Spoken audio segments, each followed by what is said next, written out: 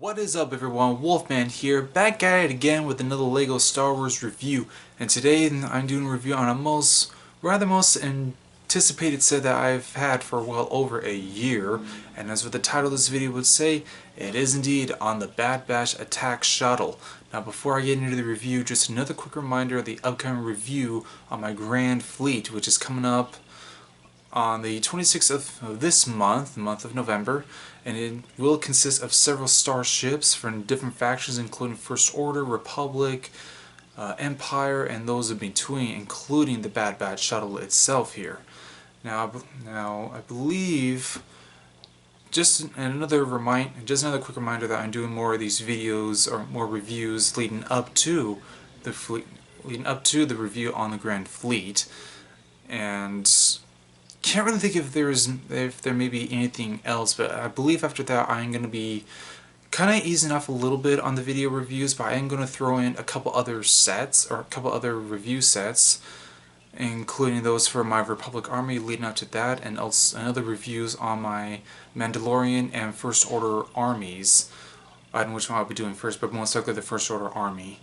So I believe that's it for right now, so without any further ado, onto the review. And here it is, set number 75314, the Bad Batch Attack Shuttle. This set was released back in 2021, has 969 pieces, and has 6 minifigures, 5 of which are unique to this set. I'm going to go ahead and start off with those guys. First off, as always, I'm going to start with the one and only. I'm going to start with this fun little guy, which happens to be a gunk droid of a much more updated model. As you can see in this photo here, it's a close-up of what this little guy looks like. And I'm going to basically say that this design is actually really nice. It's actually really good. I mean, this is actually the only gunk droid that I actually have, or of this model. It was the only model that I got my hands on. I never got any other version of the gunk droid.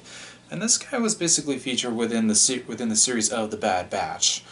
But simple design, almost all one color, and I actually do like this little guy. Nothing really negative to say about it, so stick that off to the side. But basically to the main figs, which all 5 of these guys are quite unique. We're going to start off with Wrecker, Wrecker, Hunter, Tech, Echo, and Crosshairs. Now for these guys, these 4 here, they're in the original Bad Batch outfits or armor, and Crosshairs here is in his Imperial outfit or Imperial armor. And as you can see in this photo right here, the detailing on these guys is actually pretty neat, and I believe only Hunter and Tech have double face, as you can see in this photo here as well, while everyone else here, Wrecker, Echo, and Crosshairs, they do not. Of course, most of the features that they have, or as far as detailing, didn't have any hair in the series, so, or at least Crosshairs didn't eventually after one episode.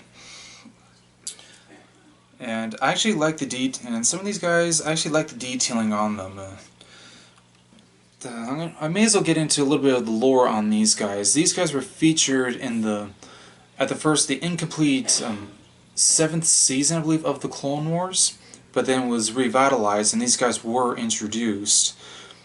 permanently introduced, and of course they are, I think the squad designation is Squad Clone Force 99, titled the Bad Batch, and each of these guys actually has unique genetic desires and features, like Wrecker's brute strength, Hunter's trekking abilities, Tech's intelligence, and Crosshair's pinpoint accuracy. Whereas Echo here, he was rescued via the Bad Batch along with Jedi Master Anakin Skywalker and Captain Rex.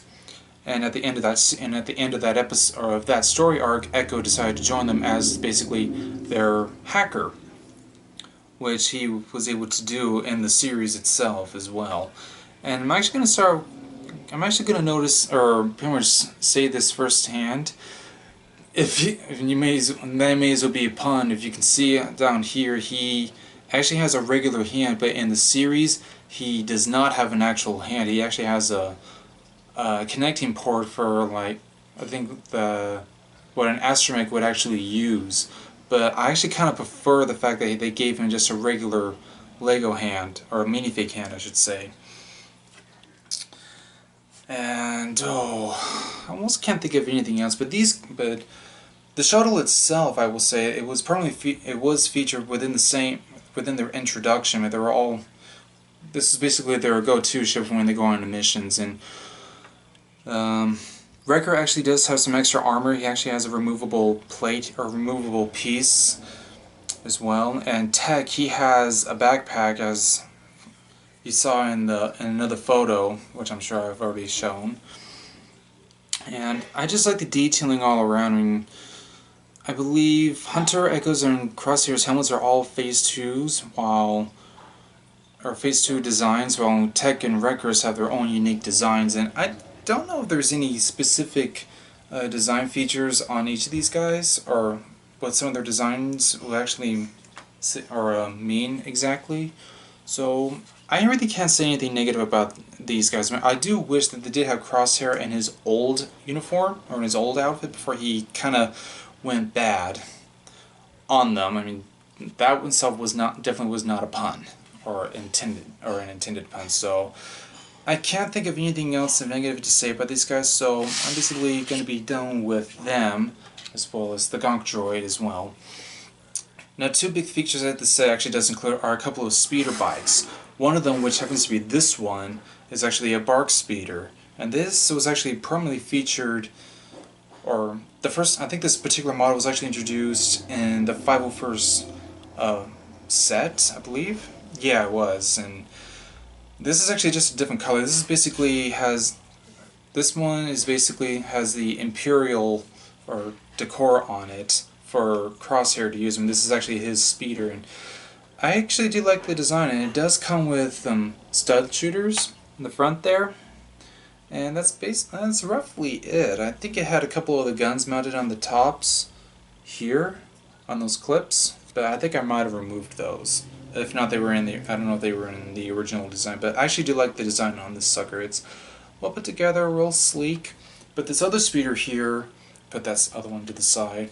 This one was actually featured in a Bad Batch episode in the first season. And it was basically a stolen speeder that Hunter had to use to get away from any Imperial agents tracking them down. But I actually like this speeder. It's actually well put together, and the color, I'd like to see, it would be interesting to see this in another color. And I really can't say anything negative on it. It was a fun, simple build, and I actually kind of like the fact that they tossed this sucker in. So, can't really think of anything negative to say, so no real complaints on that. But now onto the shuttle itself, and this is actually a modified, different class of shuttle. I can't remember what it was called exactly, but I actually like this sucker. And of course, if you see my reviews on the other Imperial shuttles, both the Lambda and the Sentinel Lander, I'm a sucker for a ship with this design, especially if it's a ship that's got a dorsal fin. I don't care what kind of design, but I'm just a big fan of it. And like those other shuttles, the wings actually do extend out, like so, and it actually gives it quite the neat, neat silhouette, actually. And it makes it do a 360-degree turn. And the building process on the sucker, I actually enjoyed quite a lot. Of course, it has a couple of thrusters, and it actually has a back turret here. I don't know if you can see that well enough. But in the series, back here is actually a rear gunner turret that they have in this, and it does have missile launchers on the underside. Once again, I never put them in because I might accidentally spring them. But those two suckers on the underside, let me also show you the underside there as well. It does have a couple of the guns in the fronts here too. I don't really know if there's any other features that the sucker has, but I may as well show you the inside. And I'm going to voice my first complaint about this particular set. I almost had the urge to wanted to grab it from the dorsal fin, which I do for other sets, but for this, it's rather loose. That basically would be my only complaint. But it actually opens up in two ways. It opens like that, but it can also just opens at the cockpit, which I think this needs to be another complaint. You really can't fit a minifigure in there relatively easy. I mean, it would be. I think it's a little difficult to do so, but neither here nor there. And of course, this set actually can only fit 4 minifigures, and unfortunately, this set does not come with Omega. But there is another set that was just released that actually does feature Omega. But oh, I forgot to pull these out. If you heard that before, if you actually heard it before, I left the wigs on for Hunter and Tech's wigs. I left them in there just for safekeeping. But this thing is well detailed. It does have a control panel there, and again, it seats two minifigures in there, as well as the back here as well. And there's some of the decors that they threw in here, like, I don't know if you can see those, but these are a couple of decals that they put in. And one other feature that they did put in, there's a hatch here that opens up. I think you can put ammo in there or so, I believe, right? Yeah, you can put armaments in there. It does open and close, all that such. But overall, I actually like this set. It's quite unique, and it fits the. I think it fits the aesthetics for the Bad Batch themselves. I mean, they're quite the unique group of individuals, and this is quite the unique ship. And I do believe this set is still available as of the time of this recording, so I highly recommend getting it. It was a fun build, different building techniques that I don't know if I may be able to utilize or not.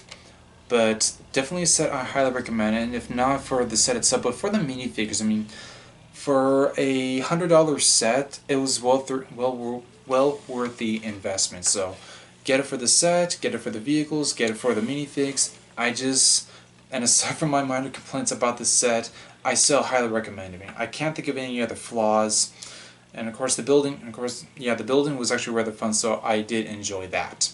So I don't think that there's anything else, so I would say that would be my review. So that was my review on the Bad Batch Attack Shuttle, and if you like that video, please feel free to leave a like down below, and also leave a comment. I'd like to hear some feedback, but that's only if you made it to the end of this review. And if you want to see more content, I mean, I got more coming up, and it's all going to lead up to the review on my Grand Fleet. And if you do want to see that, come join the Wolfpack by hitting the red subscribe button down below for more content, and definitely tune in to the review on my Grand Fleet. But of course, sometime after that, things are going to slow down, like I may have said at the start of the video. But I definitely got more stuff coming, so definitely tune into that. And I believe all that stuff for me to remind you that Jesus loves you more than Elmo and Barney, and I'll see you guys next time.